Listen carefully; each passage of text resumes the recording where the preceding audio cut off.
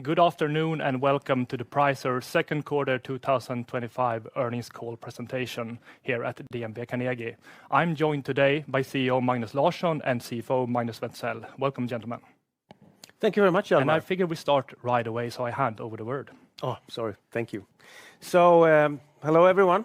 Thank you for having us today. We are here to present the second quarter 2025. With me, as mentioned by Hjalmar, we have Claes.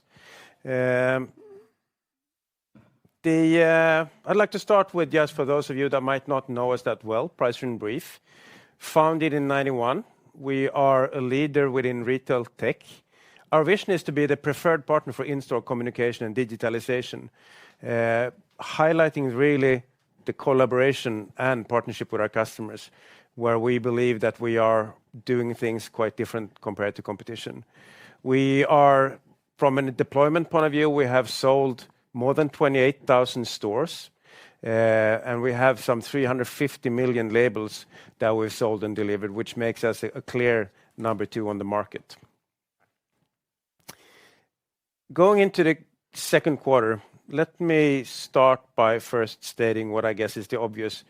I'm not at all happy with this quarter, with the net sales and that fell below expectation, and where we also have a poor profitability. But of course, there are things that are also positive in the report that I will lift and highlight. I would also like to start with looking at the market. When we are making looking at the future and we're looking at how will the market grow, there is nothing that has changed from what we have predicted earlier, that the market will continue to grow. And over time, the growth will be around 15% annually, at least until 2030. This is what we see. We see no really reason to actually change that view as well. We see that there is a real need among the retailers to actually do digitalization of the stores. From the hesitation that we've seen in terms of investments now during the first half, it's not a hesitation saying they will not do anything. It's pushing things into the future, waiting a little bit to see that things are actually getting more clear on the market. So you could say that the geopolitical situation have really affected us, both in Q1 and also now in Q2, as I alluded to. That's a clear risk when I did the Q1 presentation. One thing that has actually developed in a maybe not unexpected way, but we can see that looking at the US market specifically, here we have had a number of large RFQs, or requests for proposals and procurement processes that has actually been paused totally. So it's not been won by anyone, but there's been several where they said that we just have to wait until next year. So it's not lack of interest, but it's the uncertainty so high, reflecting the tariffs, that they just simply decide to move the decision into the future. On the Nordic market, we can see that there has been low activity versus previous years. This was expected. We are now going direct. We have a new company in place in Norway. We have recruited a team of salespeople and delivery people that are all in place as of August 1st. We have really positive discussions with all our previous customers, are the one that we sold with our distributor before, and they've all confirmed that yes, we're going to continue with Pricer, and we expect all the contracts to be closed now in August. So very positive development. Of course, here we see the possibility to actually increase sales and profitability with a new setup. I would finally like to highlight the order intake. We did actually have a better order intake than last quarter, or the quarter in Q2 in 2024. Slightly above, but if we actually take out the FX effects, it's actually a growth of 7.7%. But more importantly, I would like to highlight the European market, where we can see that the order intake now in Q2 is 20% better than the European market were last year in the second quarter, and also 9% above the order intake in Q1 this year. So we see a positive momentum on the European market. Having said that, Claes, you want to say something on the financial? Yes, as Magnus said, we are of course very disappointed of the low sales and the low gross margin. The low gross margin is of course highly affected by the low sales, as our fixed COGS has a bigger impact of course of the sales because of that. On the cost side, our operating cost includes our reconstruction cost in the quarter for about 8 million. And if you take out that, the cost is slightly lower in Q2 compared to Q1. Then if you look at the cash flow from our operations, that is quite good, despite the low EBIT result. We have a better handling of our working capital. We have taken down our inventory during the period. Net debt now is at the same level as it was in the beginning of the year or at the end of last year, which is quite good compared to the cost and the losses we had during the first half of the year. If we then look at the sales and gross margin development, we can see that the order intake is up compared to Q1 with about 10%. The backlog now, when we go into the second half, is 660 million, which is significantly higher than a year ago.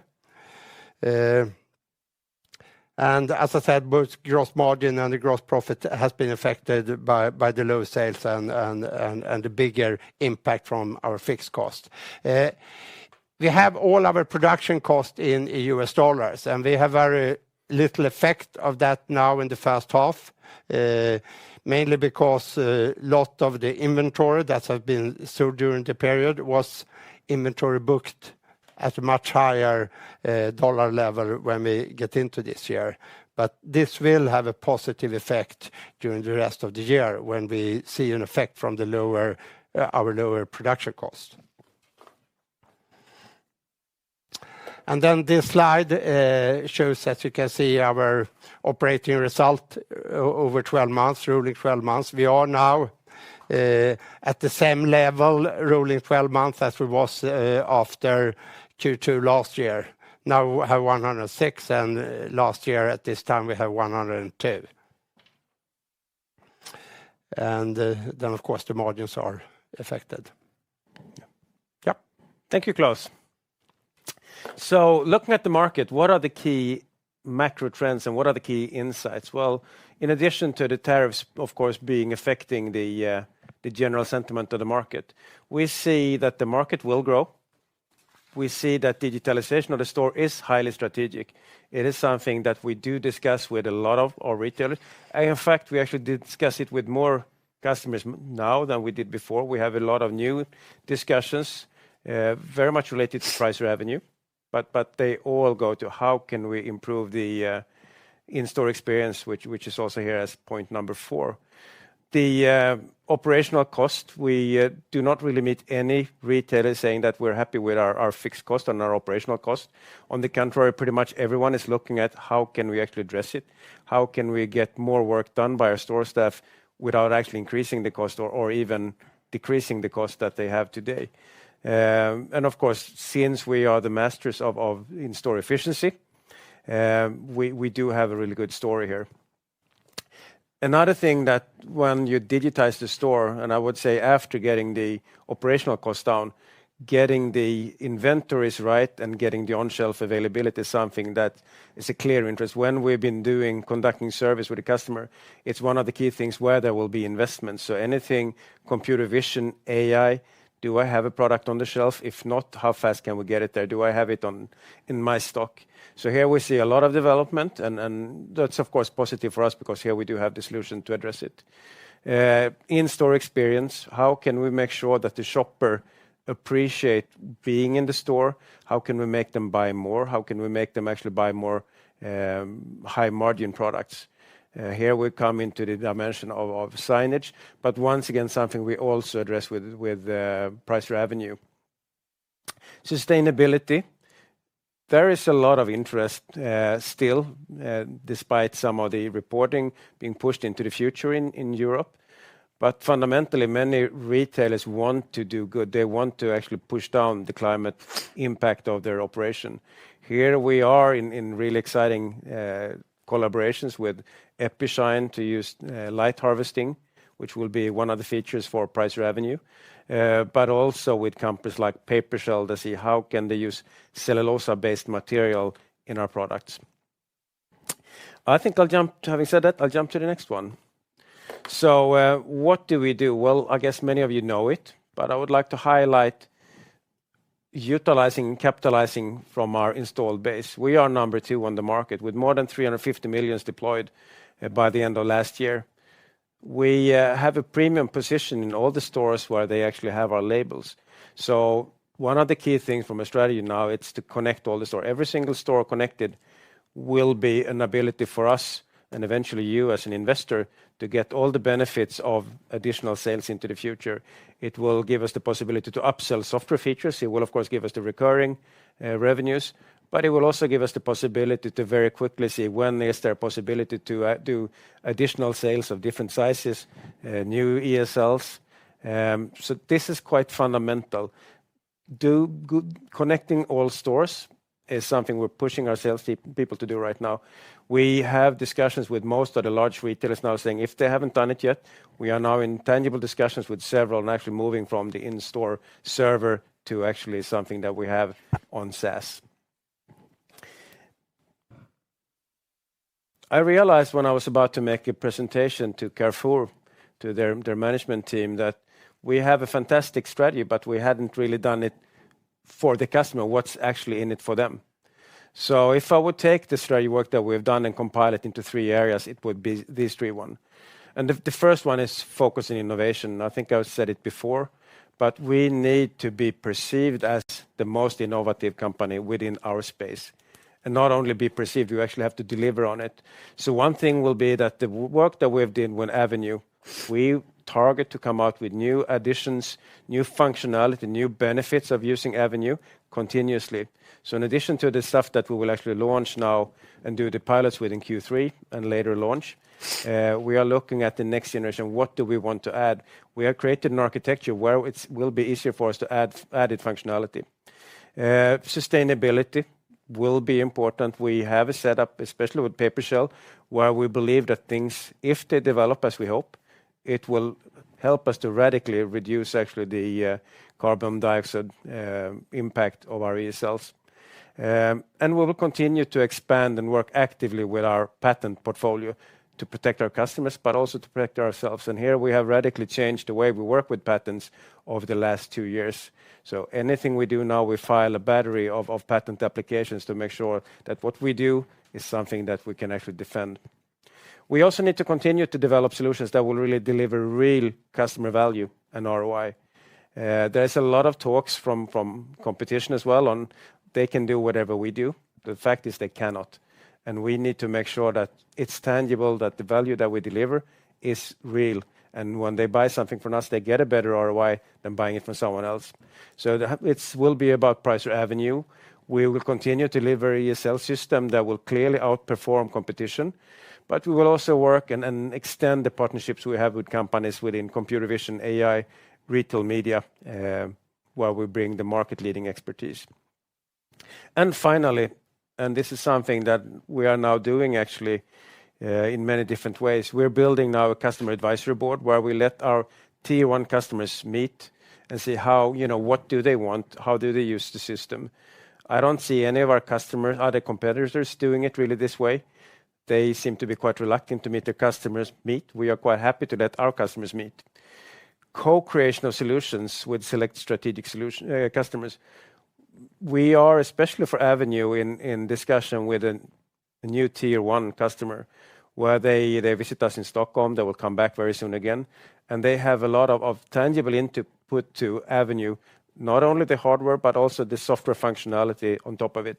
So here we're actually moving quite fast into discussions where they are giving very, very tangible input and building, of course, strengthening our relationship. And now it's time for the summary before Q&A.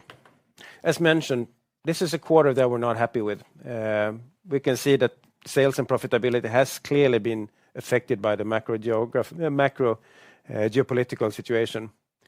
We have had a slight improvement on cash flow, and I'm happy because we've been actually emptying the overstock that we've had, that Claes spoke about. I mentioned the American processes that we've seen several retailers pausing or actually stopping altogether the procurement processes that they've been in and we've been in. Not because they do not believe in what we do, but there's too much uncertainty on the US market right now. So they said that, okay, let's continue discussion next year. What I didn't highlight on the first slide that I sort of wanted to end on, maybe not a high, but a little bit more than a high, is that there's been some questions on ourselves in Carrefour, and I can just say that the out of the growth in sales and order intake on the European market, Carrefour was actually positively contributing. We put the budget in place in December. We got it approved by the board. We had a pretty positive view, but actually the sales, the order intake that we got out of Carrefour was much higher than we actually planned for. So from a Carrefour point of view, we had a really good order intake now in the first quarter. And this was only Carrefour France I'm talking about, so also from other Carrefour countries. So having said that, I guess it's time for Q&A. Thank you so much. And I figured we could start by touching back on the gross margin here a bit. Because, I mean, you went into the impact from those various factors, but could you just maybe touch back on those and maybe sort of like reflect on whether or not like volumes were the main driver of the gross margin pressure, and how much of the gross margin pressure year over year was actually from FX that we saw? Maybe if you could just split up those different factors and how they impacted the gross margin in the second quarter. No, exact details I don't have, but one big impact is of course the depreciation related to the whole of the production. All our tools and so are in there, and they are fixed and depreciated over the year, regardless of how much we are selling. And we have also everything else regarding inventory, handling, rent, and things like that. So that of course has a big impact. And the other thing, as I said, that will have a positive effect during the rest of the year is that we will have an effect from the lower production costs related to the lower dollar.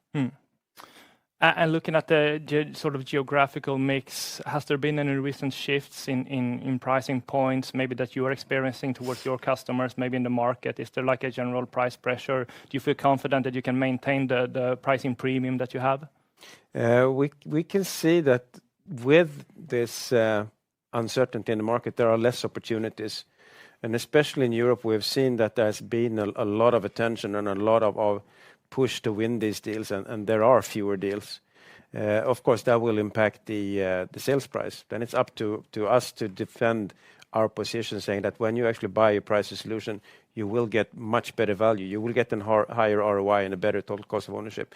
So yes, we see it's tougher because there are less opportunities. Yeah. But I feel confident that from a margin point of view, the gross margin that you see now in this quarter, this is not from our point of view the starting point of the new level of gross margin. We do expect, and I guess we can say that, Claes, a similar level of gross margin this year as we had last year. So we expect to defend our gross margin. Yeah, Right. yeah, absolutely. Thank you. You have previously spoken on your growth in relation to the market, maybe mostly for the previous year, but of course your own growth targets also align with the market growth. Could you elaborate a bit on how do you feel that you have developed so far this year? Are you losing market share, or are volumes down in a similar manner for the sort of wider market? And how do you feel that your position has developed maybe for this year and what we could expect for the full year 2025?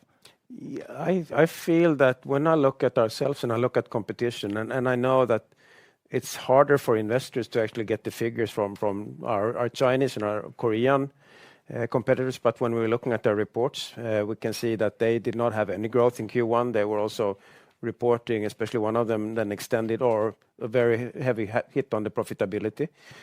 We believe that the market share has been flattish. But when we look at what we do, if we look at our order intake, we see that we are growing from an order intake point of view on the European market. And that's something I don't really see from competition. So are we taking market share? Yes, possibly. we are not, at least not losing market share on the market when we look at the order intake, and most likely on the net sales as well. So we can see it's generally speaking, the market will probably be last year. I said that we believe that at least it didn't grow more than 5%. It might even be much lower. It seems likely that it's been the same. It might have been negative growth for the market this first half.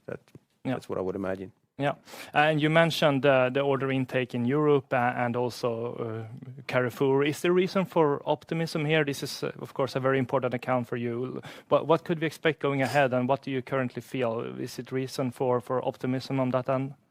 Given our report, I would still be careful by being too optimistic and using strong words. We have a good relationship with Carrefour. We have more than 1,700 stores together with them.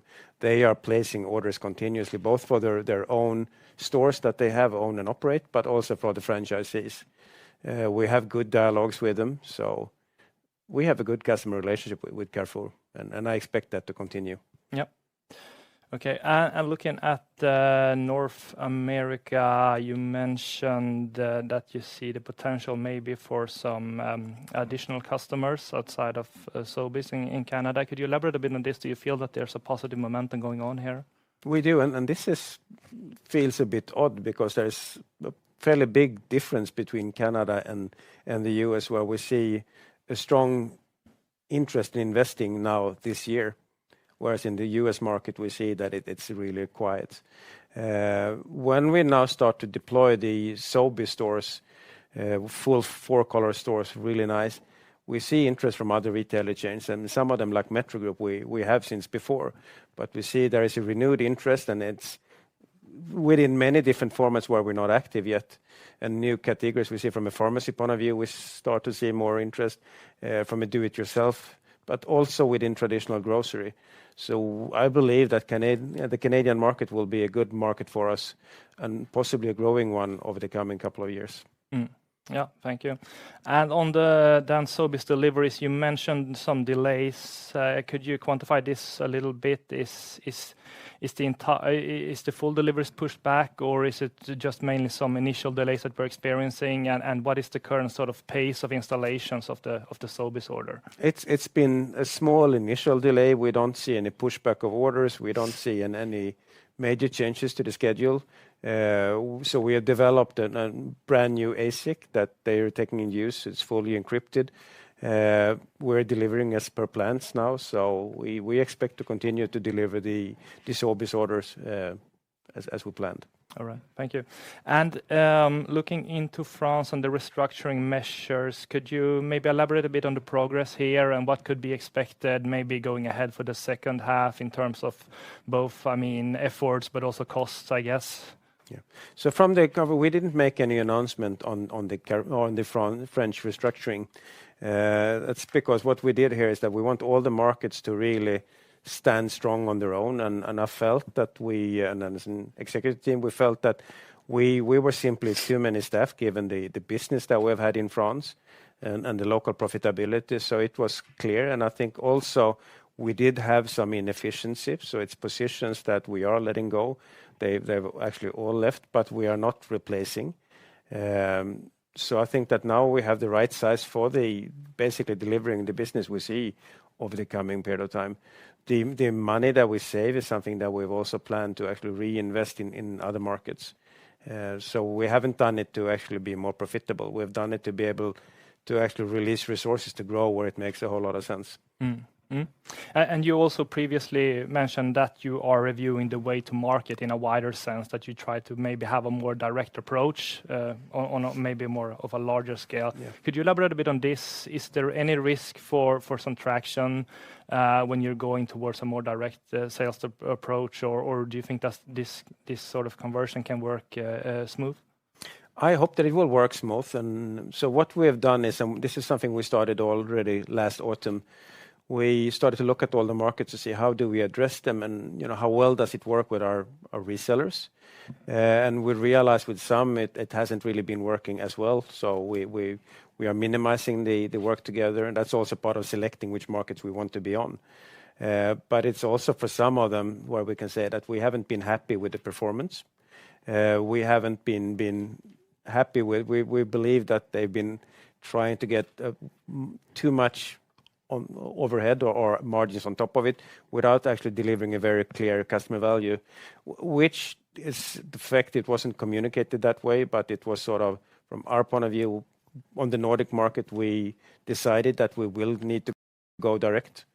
This was also something we communicated with our partner on the Nordic market, that we want to do things in a different way. Yeah. So we believe that this gives us the opportunity on this market to actually improve our revenues and improve our profitability. And we believe that we'll also be able to serve our customers much better. And we can see in the dialogues now that we're having to get direct contact on the Nordic market, we are getting very positive discussions. And there are some input and some new opportunities that evolved that we didn't see before. But also then we can see on some markets like Canada and the Pacific market, we are very happy with the partners that we have. Here we're actually strengthening the way we work together. We've found a way where their value add is not actually affecting the business. So here in Canada, we're super happy with our partner and the way they address the market. Okay, yeah, that sounds great. We also have a few questions on the line. So if we could just touch back a bit on the order intake in Europe, could you just remind us, is this sort of like a wide growth or is it accentuated towards certain markets or customers? What is mainly driving the strong order intake that we see? You can see with strong order intake on the Nordic market. We have strong order intake on the French market, strong order intake on the Benelux market. So those are some where you can really see that they are doing more than expected. But then we've seen good order intake also, or on the level that we expected on the Italian market, as an example as well. So at large, it's been a good spread, but if I should name three, well, two, I would say Nordic and France has been standing out. Yeah, okay. And then maybe if you could elaborate a bit on the wider impact from trade tensions. I mean, naturally, like you mentioned, there is a cautiousness among US customers here, but is there something additional that you would like to add? Maybe some like ballpark outlook, what we could expect looking ahead? Of course, the future is uncertain, but if you were to provide the best guess. It's very hard to say. In the Q1, I said that the cautiousness that we see that might spill over to Q2 and possibly to the second half, that could still be the case. There is a lot of opportunities, but we see there is some hesitation. Orders that we thought that we would get in May, they have still been decided for implementation, but will they come now in August or will they be pushed to September? Or hard to say. So I would say that many customers are still a bit careful. But once again, we have deals where we know that we have won it, but we haven't received any orders yet. And the question is then when will they come? Yeah. And then on the opportunity then for recurring revenue and maybe specifically on the installations of Pricer Plaza, could you just remind us of how is the current momentum and do you feel optimistic maybe looking into 2026 on the recurring revenue side, and what are your initiatives for maybe upselling on existing customers this service? So if we look at, to start with installed base, so we reported back at the end of last year that we have 5,000 plus stores on Plaza. Now that number is much higher. We have an issue with Carrefour as an example. We have converted more than 300 stores from Pricer Server to Pricer Plaza now in the first half. We are in discussion with many of the large customers that we have that are historically on Pricer Server, but now we are planning for the migration. So that will be with a number of retail chains, both here in the Nordics, in Canada, Italy, France, and basically on most markets, but some will have, of course, bigger impact than others. We are constantly working now with Plaza and additional functionality on Plaza. When we work in partnerships, let's say on the computer vision and AI, we make sure that we have a deep integration where we can actually also charge for the integration. So it's not like just a giveaway. It's something where we can say that when we do this, we will add a price to actually do this integration. And then we're looking, driven by Plaza, we're looking a lot on our design tools, where you actually do the design of the ESLs to do something that is market leading. And of course, this is something that we intend to sell as well. All right, thank you. I think that's all on my end, and there are no additional questions on the line, so I'll leave it to you for any concluding remarks. All right. So thanks for having us, Hjalmar, and thanks to everyone on the call for joining. As mentioned, we are not happy with the result, but of course we see there are some positives. The order intake growing in Europe, the fact that Carrefour is contributing positively to this order intake. And we look forward to come back to do the Q3 reporting